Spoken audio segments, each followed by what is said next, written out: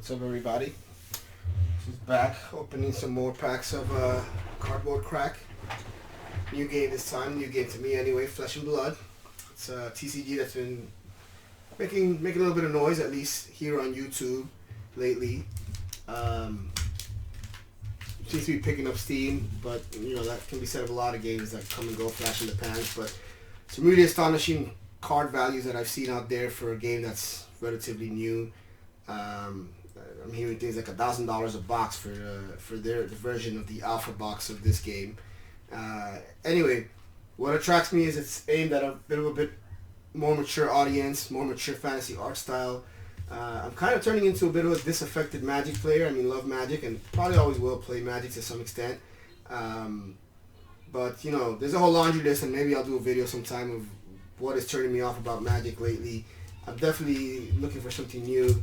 That's why I've been messing around with a lot of the dead CCGs, looking for that old kick that I used to get from these card games. But I thought, let me give Flesh and Blood a try. I do like the art style, and what I've seen of the audience on YouTube makes me feel like there's a fit there with that fandom in terms of, you know, it's an older crowd. Again, the art style being almost closer like to Sword and Sorcery or Conan type of stuff that I really go for. And yeah, it's just something different. You gotta break it up. As great as Magic is, why not? So let's see what we pull here. I don't know anything at all. I bought earlier in the pandemic during the summertime a box of starters, which I handed out to my friends, and we still haven't gotten a game in, but I'm gonna round everyone up and make that happen now. And I've seen some videos explaining the rules and some of the concepts. It sounds really interesting, but in terms of the pack structures here and how I'll know what's rare and what's not, I have no idea. So I'm just gonna kind of flip through. It's only 5 packs, and then we'll see where it goes from there. But got some sort of weapon here, a Kodachi. It's backwards and 2-sided. And hey, luckily for me, this is the starter I kept and didn't give out, Dorinthea. So not clear, again, what anything necessarily is. Nimblism, Slogism, another Nimblism. Iron Root Plate. Obviously we know if we see something shiny and foily, that's probably a good thing. I like this art. I like that art. You know, I hope this game has a variety in art too. Sharpened steel, open the center.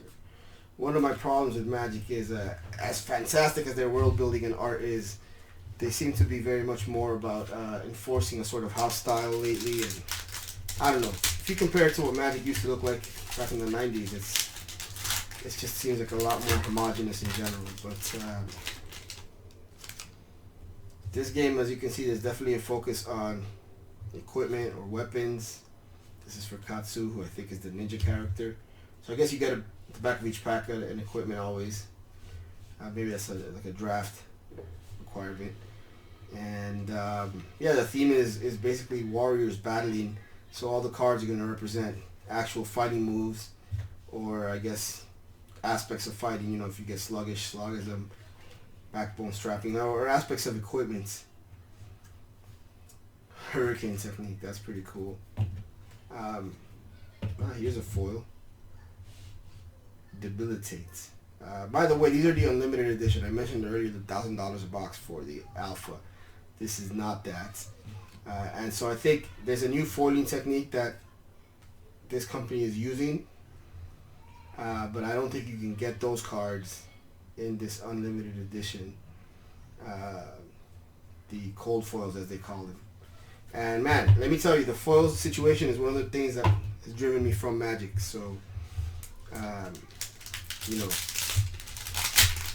bears noting in light of the fact that these guys have a new technique. Let's see what we got here. Something for Reinar, another Kodachi.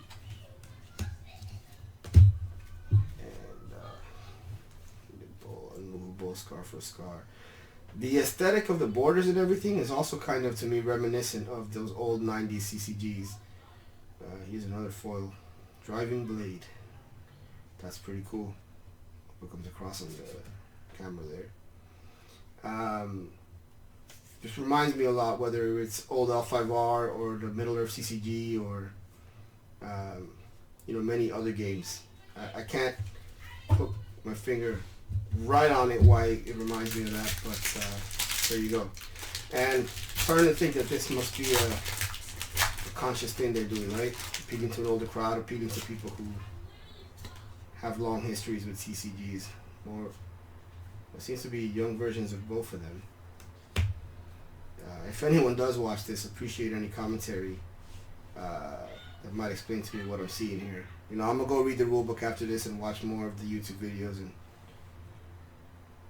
figure out what I've got here. The game has a very interesting hand management mechanic where basically each card can serve 2 or 3 purposes. I think that will set it apart from Magic and all the Magic alike or Magic clones out there. Because although I'm very familiar with that kind of mechanic from board games, I can't think of having played a CCG based on that. And I believe it also has a typical I play, you play, I play, you play, which has become sort of a staple of modern board game design, at least, which I think really makes sense. Keeps things from being boring. I don't know if this is my fault or what. I see I've got some dents here. Dawnblade.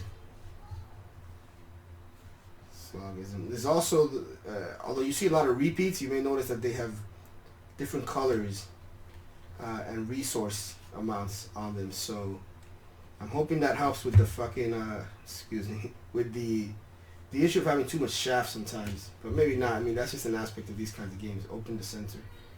Crush confidence. Well, that's it, folks. Good old head jab.